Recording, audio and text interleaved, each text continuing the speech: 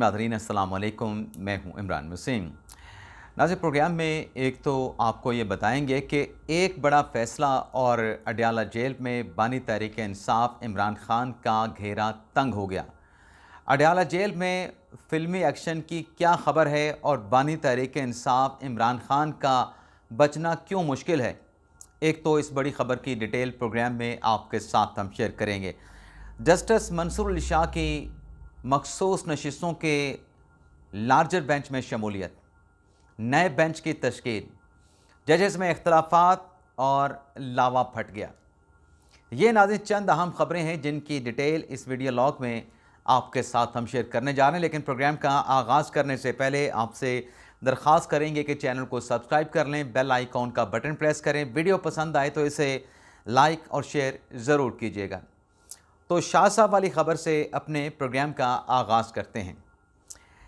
नाज़रीन, मखसूस नशिस्तों का मुकदमा जो 13 रुकनी बेंच बना, उस बेंच की पहली समाअत पे जस्टिस आयशा मलिक साहबा और जस्टिस अकील अब्बासी साहब नज़रसानी की तीनों दरख्वास्तों को, पीपल्स पार्टी की, नून लीग की और इलेक्शन कमीशन की, उन्हें नाकाबिले समाअत करार दे के उनकी तरफ से बेंच से अलग होने का फ़ैसला सादिर फरमा दिया गया। तो दोनों जज साहबान की तरफ से कहा गया कि हम ये जो नज़रसानी की दरख्वास्तें हैं, हम मुतमिन नहीं है कि ये कोई रिव्यू का केस बनता है। जो इख्तलाफी नोट दोनों जजेस की तरफ से जारी किया गया, उसमें यह भी कहा गया कि ये जो बेंच बना है 13 रुकनी, इस बेंच की जो कॉन्स्टिट्यूशन है, जो तश्कील है, वो भी दुरुस्त नहीं। दोनों जजेस ने कहा कि 12 जुलाई 2024 का फ़ैसला देने वाले जो बाकी 5 जजेस हैं वो सुप्रीम कोर्ट में दस्तयाब हैं। Justice Mansoor Ali Shah, justice Munib Akhtar, justice Shahid Waheed, justice Irfan Saadat Khan और जस्टिस आयशा अपना एक और जज साहब अतर मिनल्ला साहब। तो इन 5 जजेस को भी इस बेंच में शामिल किया जाए। अब नाज़रीन, उस फैसले के बाद हुआ यह है कि जो तीसरी समाअत थी, दूसरी समाअत पे तो फैसल सिद्दीकी साहब नहीं आ सके थे क्योंकि जंग की वजह से जो एयर स्पेस है उसको क्लोज़ कर दिया गया था। तो तीसरी समाअत पे फैसल सिद्दीकी साहब आए और फैसल सिद्दीकी साहब ने कहा कि वो इस बेंच पे एतराज़ उठाना चाहते हैं और वो एतराज़ अपना तहरीरी तौर पे अदालत में दाखिल करेंगे। अब जो फैसल सिद्दीकी साहब का एतराज़ है वो तो शायद कल अदालत में जमा होगा क्योंकि केस की समाअत को पीर तक मुलतवी किया गया है। लेकिन इस केस में सुन्नी इत्तेहाद कौंसिल के 2 वकील हैं, एक फैसल सिद्दीकी साहब हैं, एक अपील में, और दूसरी अपील में हामिद खान साहब हैं। अब हामिद खान साहब ने आज 2 दरख्वास्तें सुप्रीम कोर्ट ऑफ पाकिस्तान में मिसलेनियस एप्लीकेशन के ज़रिए दायर की हैं। एक दरख्वास्त में हामिद खान साहब ने यह कहा है सुन्नी इत्तेहाद कौंसिल की तरफ से कि 26वीं आर्मी तरमीम का जो केस है उसकी वजह से ये सारे कानूनी मसाइल, कानूनी पेचीदगियाँ, कानूनी सुकम सामने आ रहे हैं और नज़रसानी में कभी बेंच तब्दील नहीं होता। नज़रसानी में जो फैसला देने वाला बेंच है वही बैठता है, उन्हीं जजेस को बेंच में शामिल किया जाता है। तो ये तो नया बेंच बना है और इस बेंच को बनाने में एग्जीक्यूटिव का बड़ा रोल है। ये जो 13 रुकनी बेंच में से बाकी 11 जजेस रह गए हैं, इस बेंच को बनाने में एग्जीक्यूटिव ने मुकम्मल तौर पे इसको कंट्रोल किया है। तो हामिद खान साहब ने अपनी दरख्वास्त में ये कहा है कि मखसूस नशिस्तों का जो मुकदमा है उसकी समाअत को फ़िलहाल आप एडजर्न कर दें और जब तक 26वीं आईनी तरमीम का फ़ैसला नहीं हो जाता तब तक आप इस केस को हाथ भी न लगाएं, इस केस को आप चलाएं भी नहीं। दूसरी नाज़रीन, जो दरख्वास्त हामिद खान साहब ने इस्लामाबाद हाई कोर्ट में दायर की है उसमें खान साहब ने यह कहा है कि चलें, अगर आपने केस चलाना भी है तो आप इस बेंच में मंसूर अली शाह साहब को शामिल करें, आप इस बेंच में मुनीब अख्तर साहब को शामिल करें, आप इस बेंच में अतर मिनल्ला साहब को, आप इस बेंच में शाहिद वहीद साहब को और जस्टिस इरफान सादत खान साहब को शामिल करें। और 12 जजेस का बेंच दस्तयाब है, 5 जजेस आपने शामिल नहीं किए, उनको शामिल कर लें। एक और कोई जज 13वां आप शामिल करके 13 रुकनी बेंच बनाएं और इस नज़रसानी की दरख्वास्तों को सुने, हमें कोई एतराज़ नहीं। लेकिन अगर मंसूर अली शाह साहब को और बाकी जजेस को जो कि 12 जुलाई का फ़ैसला देने वाले जजमेंट का हिस्सा थे उनको आप शामिल नहीं करते तो ये बेंच की तश्कील दुरुस्त नहीं है। और इस दरख्वास्त में हामिद खान साहब ने यह कहा है कि पुराने जजेस जो हैं इस बेंच में शामिल किए जाएं और 12 जुलाई के फ़ैसला देने वाला बेंच जो है वही नज़रसानी केस की समाअत कर सकता है।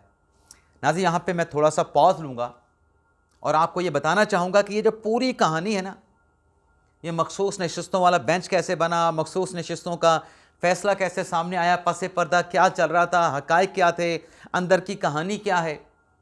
12 जुलाई का जो मखसूस नशिस्तों का फ़ैसला था, दरअसल वो पहले क्या फ़ैसला लिखा गया था, मेजॉरिटी मिनॉरिटी में कैसे तब्दील हुई और मिनॉरिटी मेजॉरिटी में कैसे तब्दील हुई, इस हवाले से कल मैं आपके साथ इंशाल्लाह, अगर फैसल सदीकी साहब की तरफ से एतराज़ कल फ़ाइल नहीं होता बेंच पे, आज तो हामिद खान साहब ने फ़ाइल किया है, तो ये मैं डिटेल आपके सामने रखूँगा सारी। और एक और दरख्वास्त भी हामिद खान साहब ने दायर की है कि इस केस की जो कार्रवाई है, इससे अवामी, क्योंकि दिलचस्पी का मुकदमा है, बुनियादी हकूक़ का मुकदमा है। वैसे ये बुनियादी हकूक़ जिसकी हामिद खान साहब बात कर रहे हैं ना, तहरीक इंसाफ को ये बुनियादी हकूक़ मालूम नहीं थे। तहरीक इंसाफ ने मखसूस नशिस्तों के केस में एक भी दरख्वास्त पार्टी बनने की दायर नहीं की, और जो 110 की दरख्वास्त तहरीक इंसाफ की जानिब से सुप्रीम कोर्ट में दायर की गई, उसमें क्या कहा गया कि ये मखसूस नशिस्तें हमें नहीं, सुन्नी इत्तेहाद कौंसिल को दी जाएँ। तो किसके बुनियादी हकूक़ की इस अदालत में बात हो रही है? तहरीक इंसाफ तो कहते हैं हमारे बुनियादी हकूक़ है ही नहीं, ये तो बुनियादी हक सुन्नी इत्तेहाद कौंसिल का है। सुन्नी इत्तेहाद कौंसिल की 12 जुलाई के फैसले में दुकान ही बंद कर दी गई, पार्लियामेंट में उनकी सारी नशिस्तें निकाल के तहरीक इंसाफ की झोली में डाल दी गई। तो हामिद खान साहब कहते हैं कि अवामी दिलचस्पी का, अवामी अहमियत का मुकदमा है, तो लिहाजा इसकी लाइव स्ट्रीमिंग होनी चाहिए। मुझसे नाज़रीन अगर आप पूछेंगे तो मैं कहूँगा कि लाइव स्ट्रीमिंग भी होनी चाहिए।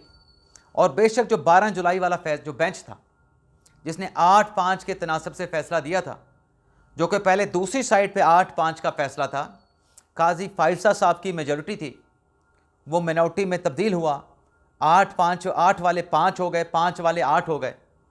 तो आज अगर वो पहले वाला बेंच अगर बन जाता है, जिसमें मंसूरी शाह साहब थे, मुनीब अख्तर साहब थे, अत्तर मिनल्ला साहब थे और बाकी जज साहबान थे, मैं आपको गारंटी से कहता हूँ, पहले तो मैं कहता हूँ कि लाइव स्ट्रीमिंग भी होनी चाहिए, और मैं गारंटी से कहता हूँ कि अब अगर वो पुराना बेंच आ जाए, मेरी ख्वाहिश के मुताबिक आ जाए, तो अब जो फैसला आएगा, पहले तो 8-5 का आया था ना, अब 8-5 का नहीं आएगा, अब फिर 9-4 का आएगा।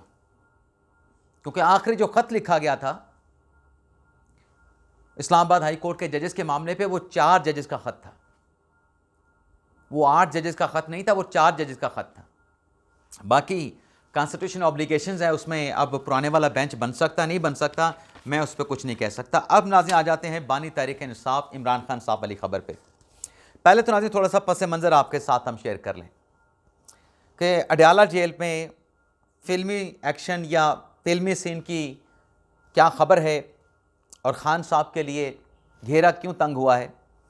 तो मामला नाज़रीन ये है कि लाहौर की ATC अदालत ने जस्टिस मंजर गुल साहब ने, शायद मैं नाम गलत ले रहा हूँ, आप नाम की दुरुस्तगी कर सकते हैं, गज़नफ़र गुल इस तरह से करके नाम है, या मंजर गुल अली इस तरह से करके कोई नाम है, लेकिन बहरहाल हम नाम की बहस में नहीं जाते।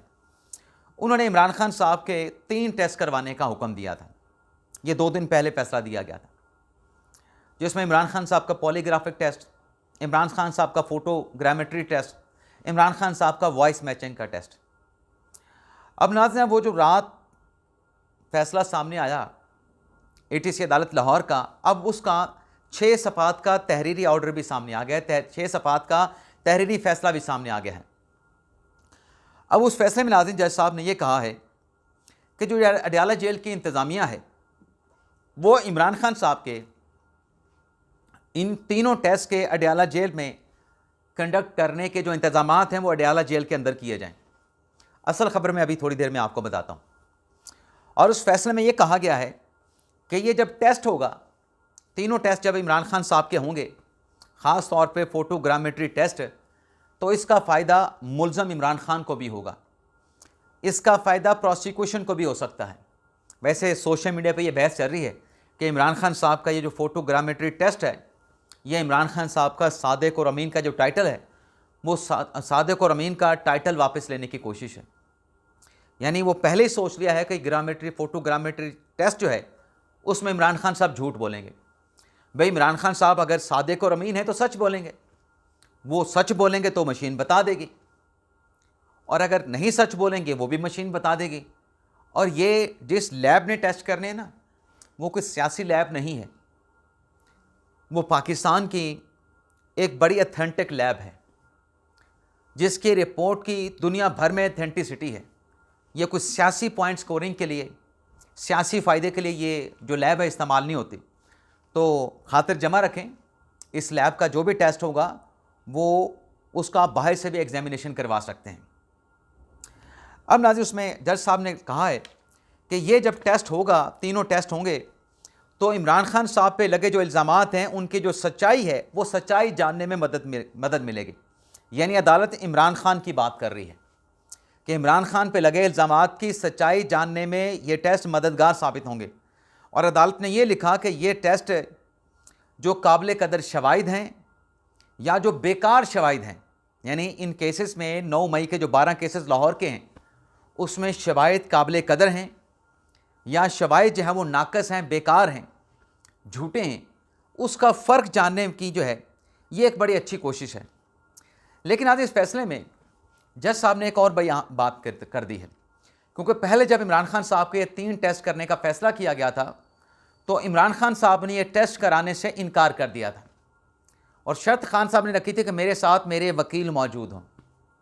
अब प्रोसिक्यूशन ने खान साहब से जो सवालात पूछने हैं वो सवालात क्या होंगे उनकी डिटेल मैं अलग वीडियो लॉग में आपके साथ डिटेल के साथ शेयर करूंगा। लेकिन नाज़रीन, इस फैसले में जज साहब ने यह भी कह दिया है कि 26 मई तक आपने ये तीनों टेस्ट बानी तहरीक इंसाफ इमरान खान के करने हैं।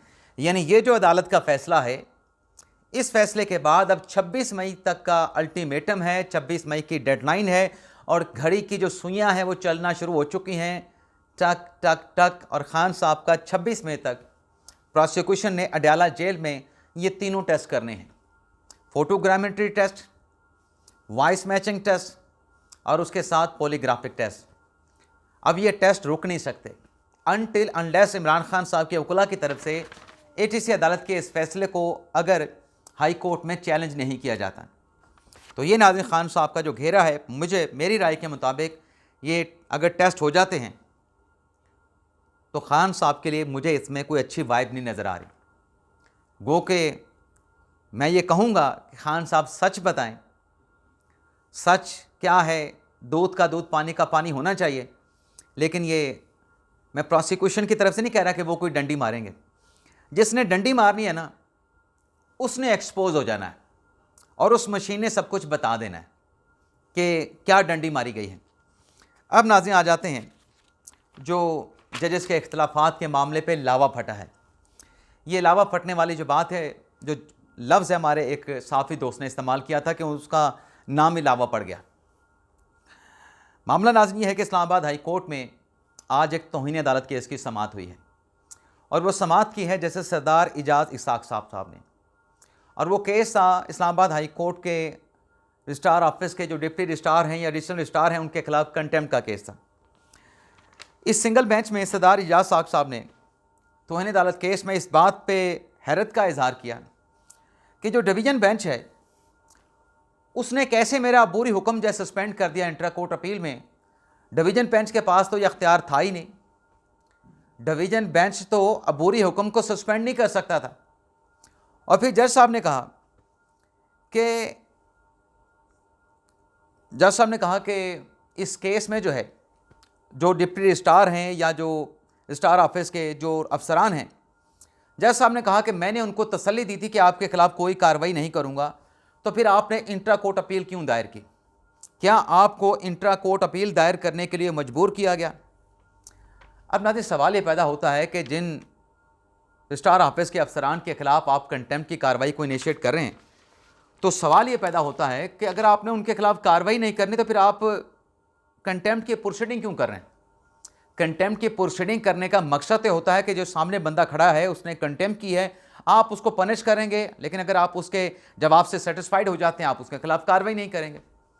जब आपने कोई फैसला किया नहीं तो आप सामने ठहरे कंटेम्नर को किस बात की तसल्ली दे रहे हैं कि तसल्ली रखें तुम्हारे खिलाफ कोई एक्शन नहीं होगा। और फिर जज साहब कहते हैं ये तो कानून के साथ मजाक है, लेकिन जज साहब कहते हैं कि ये इस्लामाबाद हाई कोर्ट के साथ मजाक है। और जज साहब कहते हैं कि मैं आगे बढ़ूंगा और इस केस में फ़ैसला तहरीर करूंगा। और जब अदालती मुआविन ने कहा कि इस केस में डिवीज़न बेंच का जो फैसला है उसमें इबहाम मौजूद है, आप अगर रजिस्ट्रार ऑफिस के लोगों के खिलाफ कार्रवाई को आगे बढ़ाएंगे तो इससे तासुर जाएगा कि जजेस में कन्फ्लिक्ट मौजूद है, जजेस में तनाज़ा मौजूद है। जज साहब ने ओपनली कह दिया कि मैं दिखावा नहीं करूँगा।